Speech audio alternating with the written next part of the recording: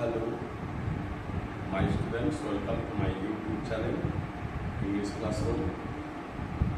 এখন আমি এই বিকালবেলায় ক্লাস 8 এর লেসন 5 প্রিন্সেস সেপ্টেম্বর পড়াবো। ডাব্লিউ.বি. সমারসেট মকবুলের লেখা। Let us start. দেখো কি বলছে।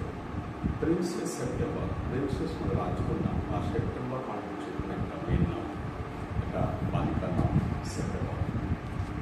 এই গল্পটা একটা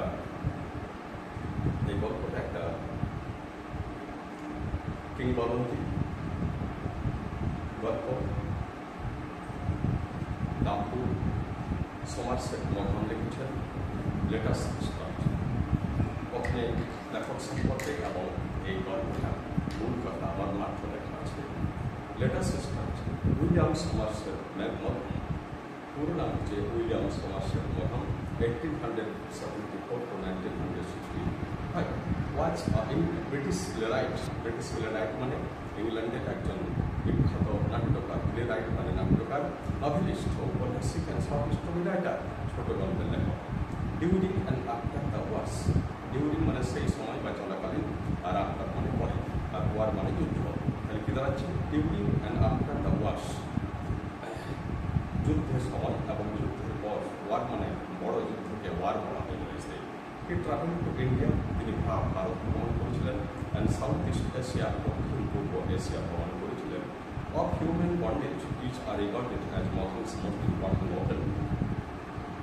মকবুলের যেসব উপন্যাস আছে তার সেগুলোর মধ্যে সবচেয়ে গুরুত্বপূর্ণ এখানে বলা হয়েছে অফ হিউম্যান বন্ডেজ। কথাটা বাংলা মানে হচ্ছে মানুষের দাসত্ব সম্পর্কে। অফ হিউম্যান বন্ডেজ, মানুষের দাসত্ব বা পরাধীনতা সম্পর্কে। এটা তার সবচেয়ে গুরুত্বপূর্ণ উপন্যাস।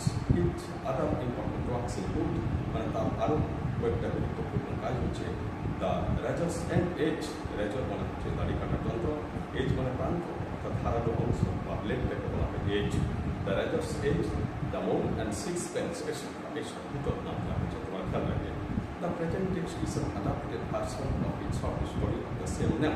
এই বর্তমানে এই যে গল্পটা দেওয়া হচ্ছে, সেটা টেক্সটটা দেওয়া হচ্ছে, সেটা একটা তার বড় গল্প, একই নামের বড় গল্প থেকে এটা কেটে দেওয়া অংশ। লেট আস শেয়ার, এসব আমরা শেয়ার করি। শেয়ার মানে শেয়ার অংশ মানে হচ্ছে তোমরা ছাত্রছাত্রীরা, বালক বালিকারা নিজেদের মধ্যে ডিসকাস করবে। এখানে দুটো প্রশ্ন হচ্ছে। Number 1, how do you think our life would be if we had no friends to share our joys and সাউট। বলছে তোমার যদি কোনো বন্ধু না থাকে, বান্ধবী না থাকে, তোমার সুখ তাদের সাথে আলোচনা করার জন্য, তাহলে তোমার জীবন কেমন লাগবে, তুমি জীবনে কেমন অনুভব করবে, এটা তোমরাই প্রশ্ন করবে এবং উত্তর নেবে। 2, observe and state the difference in your feelings. বলছে অবজার্ভ মানে লক্ষ্য করো, স্টেট মানে বলো, তোমার ফিলিংস মানে অনুভূতির পার্থক্য বলো। দুটো ঘটনা আছে এখানে। Number A, you are looking at a distant view from your room. বলছে মনে করো তুমি তোমার ঘরের জানলা থেকে একটা দূরের গাছকে দেখছো, এই অনুভূতিটা। আর you go and sit under the tree, অথবা তুমি সেই গাছটার কাছে যাচ্ছ, তার তলায় বসে আছো। এই দুটোর মধ্যে তোমার কোনটার ক্ষেত্রে কেমন অনুভূতি হবে? প্রথমটা কি, তুমি তোমার বাড়ির জানলা থেকে দূরের একটা গাছকে দেখছো, আর দ্বিতীয়টা হচ্ছে তুমি সেই গাছটা কাছে গিয়ে তার তলায় বসছো। এই দুটোর মধ্যে অনুভূতি নিশ্চয়ই আলাদা হবে। তুমি বুঝতে পারছো একটাই স্বাধীনতা আছে আর একটাই স্বাধীনতা নাই। যখন জানলা থেকে তুমি গাছকে দেখছো, তখন সেখানে তোমার স্বাধীনতার একটা সীমাবদ্ধ, একটা সীমায়িত জায়গা থেকে তুমি দেখছো। কিন্তু যখন সেই কাছে গিয়ে সেখানে বসছো, সেখানে তুমি অসীমভাবে এই বিশ্ব পদ্ধতিকে দেখছো। এখানে সেই রকমই গল্প আছে। একটা পাখির ব্যাপার আছে। সেই পাখিটাকে যদি খাঁচা থেকে বিশ্ব প্রকৃতিকে দেখানো হয়, আর পাখিটাকে যদি খাঁচা থেকে মুক্ত করে তাকে ছেড়ে দেওয়া হয় এবং বিশ্ব প্রকৃতি থেকেই সে বিশ্ব প্রকৃতিকে দেখে, তাহলে তার অনুভূতি কেমন হবে? এখানে সেই প্রিন্সেস বলে যে রাজকন্যাটা, যে প্রিন্সেস সেপ্টেম্বর বলে যে মেয়েটা আছে, সে একটা পাখিকে খাঁচায় আবদ্ধ করেছে। সে পাখিটাকে রাখতে চাইছে এবং পাখিটাকে বিশ্ব প্রকৃতি দেখাতে চাইছে। তাই সে খাঁচা থেকে পাখিটাকে বিশ্ব প্রকৃতি দেখাতে চাইছে। কিন্তু পাখিটা তাদের স্যাটিসফাই বা সন্তুষ্ট হচ্ছে না, সে চাইছে যে তাকে খাঁচা থেকে বের করে তাকে পরিবেশে ছেড়ে দেওয়া হোক এবং সেখান থেকে সে পরিবেশকে দেখো। এবার হচ্ছে লেটার সিস্টার, এসব আমরা শুরু করি। Princess September, the daughter of the king of Siam. Siam হলো একটা রাষ্ট্রের নাম, সেখানকার রাজার কন্যা, তার নাম হচ্ছে প্রিন্সেস সেপ্টেম্বর। সেপ্টেম্বর একটা মাসের নাম তোমরা জানো, কিন্তু এখানকার বালিকার নাম রাজকন্যা বালিকা, যিনি হচ্ছেন সিয়ামের রাজার কন্যা। ওয়ার্কারি আনহ্যাপি, একদিন সে খুব মানসিকভাবে যন্ত্রণা পাচ্ছিল, দুঃখে ঘটেছিল। She was weeping alone one day in her own room. সে তার নিজের ঘরটাতে একাই ছিল এবং কাঁদছিল। when she saw a little bird hopping, যখন সে দেখল একটা ছোট্ট পাখি লাফাচ্ছে, হপ লাফানো। then the little bird began to sing, তারপর দেখল যে ছোট্ট পাখিটা গান করতে শুরু করলো। he sang a beautiful song all about the lake in the king's garden and the willow bridge reflected in the still water. বলছে সে একটা সুন্দর গান গাইছিল। কি গানটার বিষয়বস্তু কি না, রাজার বাগানে একটা লেক বা হ্রদ ছিল, সেই হ্রদটাকে নিয়ে, এবং সেই তার পাশে একটা উইল্লো গাছ ছিল। উইল্লো গাছ হচ্ছে, উইল্লো গাছ তোমরা হয়তো জেনে থাকবে, যে আমরা ক্রিকেট ব্যাট ইউজ করি, সেই ক্রিকেট ব্যাট তৈরি হয় উইল্লো গাছের ডাল থেকে। রিফ্লেক্টেড, সেই উইল্লো গাছের গাছটা প্রতিফলিত হচ্ছিল ইন দ্য স্টিল ওয়াটার, মানে নিস্তব্ধ জল দাঁড়িয়ে থাকা স্ট্যাগন্যান্ট ওয়াটারে। বিশেষ উইল্লো গাছটা প্রতিচ্ছবিটা করছিল, এই প্রতিফলনটা করছিল সেই সেই লেক বা হ্রদটাতে। সেইটা সম্পর্কে পাখিটা একটা সুন্দর গান গাইল। when he had finished, যখন গানটা শেষ হয়ে গেল, the princess was not crying anymore, তখন কিন্তু রাজকন্যা কাঁদছে না। That was a very nice song, she said, মেয়েটা বলল এই গানটা খুব সুন্দর। Will you want me to live with you, said the little bird, ছোট্ট পাখিটা বলল তুমি কি চাও যে আমি তোমার সাথে বাস করি, আমি তোমার সাথে চাই এবং তোমার সাথে গান গাই। মেয়েটা তো এটাই চাইছিল, আর মেয়েটার এখন দুঃখকৃত মনে এরকম একটা পাখি হলে খুবই হবে। Princess September clapped her hands in delight.